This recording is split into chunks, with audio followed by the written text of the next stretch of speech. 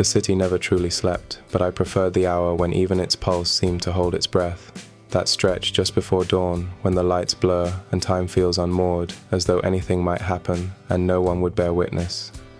I was leaning against the wrought iron railing of the rooftop terrace I called my own, 12 stories above a skyline smeared in shades of coal and honey. Below, the streets whispered secrets to themselves, steam curling from manholes like sighs too long held in. I wasn't waiting for anyone, that's what I told myself, and then he arrived, late, as always, with that sort of reckless grace I'd grown to both admire and want to tame. Julian.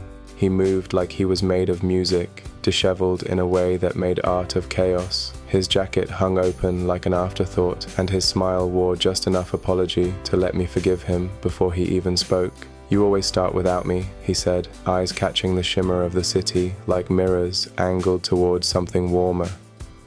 "I start on time," I replied, not unkindly, my voice low and even.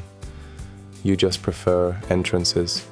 He shrugged, a soft laugh escaping him, that kind that wrapped around my ribs and tugged. We'd met months ago at a gallery where the art wasn't nearly as interesting as the way he had looked at it. Head tilted, jaw set like he could hear the paintings, whispering things only he could translate. I spoke to him first, or maybe I commanded. Sometimes I forget where suggestion ends and instruction begins. Tonight, he was mine again, though that's not something I ever said aloud. But he knew. He always knew. And that knowing was the kindling. Julian walked toward me slowly, his steps light but deliberate, as if each one was chosen. A dance performed only for me, with no music but the rhythm between our breaths.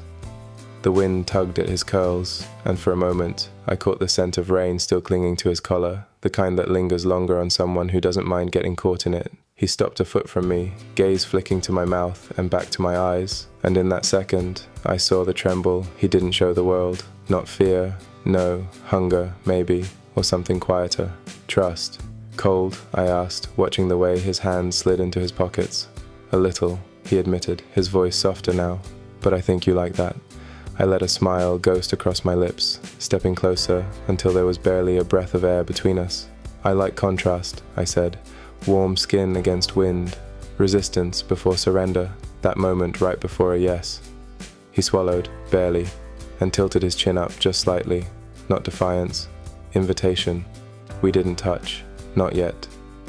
I liked the tension held taut between us, stretched like wire between telephone poles in the quiet hum of night. We spoke in glances and silences, more than words, but that was our language, and I'd grown fluent in him. "I brought something," he said, reaching slowly into his jacket and producing a slim, silver pendant on a dark leather cord. "Found it in a street market in Lisbon last year. Thought it looked like you." I took it gently, fingers brushing his. "You thought of me, even then?" Julian didn't answer. He didn't have to. Instead, he stepped beside me, our shoulders barely grazing, as we looked out over the city, twin shadows leaning into the morning that hadn't arrived yet. The pendant was warm from his skin, and I let it rest against my palm, like a vow too fragile to speak aloud. In the quiet that followed, I felt it. The air between us, turning heavier, charged. The space where tension curled into something deeper. Not just want, but willingness. Not just attraction, but gravity. And gravity always wins. But still, I waited. Because I wanted him to fall. Willingly. Entirely. The city stretched below us like a canvas smeared with half-formed dreams. And still, neither of us spoke. Not because there was nothing to say, but because we both knew the words would only shatter the tension, and neither of us wanted that. Not yet. Julian turned to face me, his breath forming pale ghosts in the cool air. "You always wait," he said, voice hushed, "even when you know I'm already yours." I met his gaze, steady, "Because I want you to give it, not just fall into it." He blinked, and in that moment, I saw it. The weight behind his eyes, the flood he kept dammed up beneath cleverness and charm. And then something shifted. Not dramatically, just enough. His shoulders dropped a fraction. His lips parted, as if he was about to speak but couldn't find the right shape for it. I didn't ask him to. Instead, I stepped into his space and lifted the pendant he'd given me, letting it dangle from my fingers just inches from his throat. His pulse danced against the skin there, rapid, delicate. "I want to see you," I murmured, not meaning his body, not yet, but the part of him he never offered to the world. He nodded once, a slow inhale drawing tension through his ribs. "You already do," he whispered. Then he took my hand, not in the way people reach for something, but in the way you let something go, like surrender, like trust.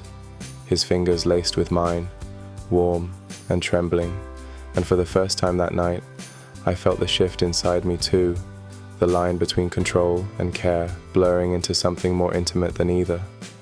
I wrapped the leather cord around his neck, letting the pendant rest against his collarbone. My knuckles grazed his skin, and he closed his eyes, as though the touch itself said more than 1,000 whispered promises. There, in the hush before the city stirred awake, I leaned in, close enough that my breath met his lips, but didn't cross them. The world narrowed to the space between us. A heartbeat, a pause, the question of will, and then, not a kiss, but a silence so full of wanting it almost sang. We stood at the edge of something neither of us could name, trembling, taut, and unbroken, and in that razor-thin moment between choice and action, I knew. He was mine, but more than that, I was his too. He didn't say anything as I stepped back, just half a breath, just enough for the world to flood in again, but quieter now, softer. Julian's eyes opened slowly, the way you surface from a dream you don't want to end. I saw something new there, not less of him, but more. As if in handing over his tension, his teasing, his deflection, he'd made space for something real to grow in its place. "Do you always do this?" he asked, voice still hushed. "Pull people apart until they forget how to put themselves back together?" I looked at him, really looked, and shook my head. "No," I said, "only when they're already halfway undone." That made him laugh, though it trembled at the edges. "Guess I should thank you then." I didn't answer. I just reached out, smoothing a hand along the back of his neck and letting my fingers rest there, not possessively, anchoring. He leaned into it instinctively, like someone learning what it means to be held without being owned. "Do you regret it?" I asked quietly. His answer came without hesitation. "Not for a second."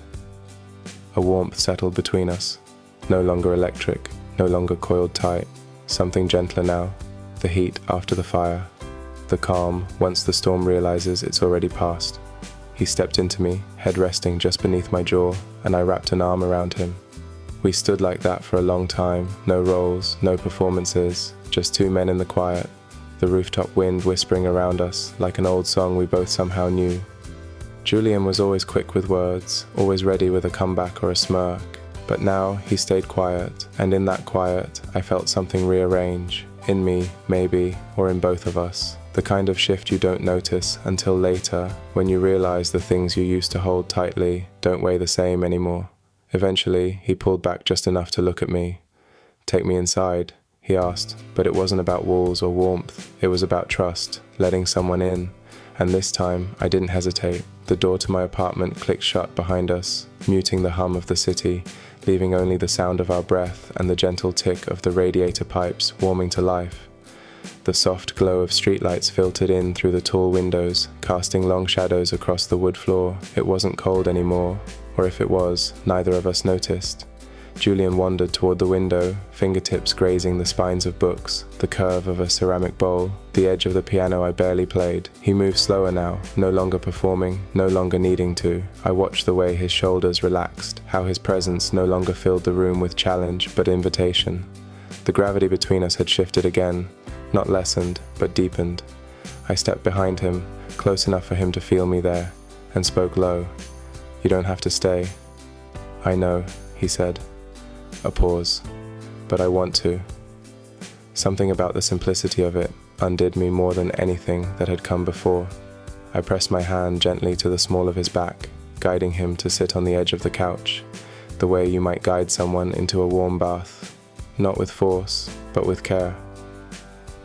I joined him, letting silence stretch between us like a shared breath. Julian leaned his head on my shoulder. "I don't usually," he began, then stopped. "I know."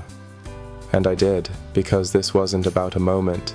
It was about every moment that had led here. The quiet gallery, the rooftop, the pendant still resting against his skin. This was something built slowly, like light bleeding into morning. I never thought I'd... He hesitated again. Be able to give someone that much of me. I turned to him, brushing my thumb just under his chin, lifting his gaze to mine. "You didn't give it," I said softly. "You offered it." He smiled at that. Small. Real. And then he closed his eyes and leaned into me fully, as if he'd finally let go of the last of whatever had kept him guarded. And I held him, not possessive, not protective, just present. Outside, the sky began to pale at the edges, the first light of morning unfurling over the city like a secret. And for once, neither of us felt the need to chase it. We were already where we needed to be.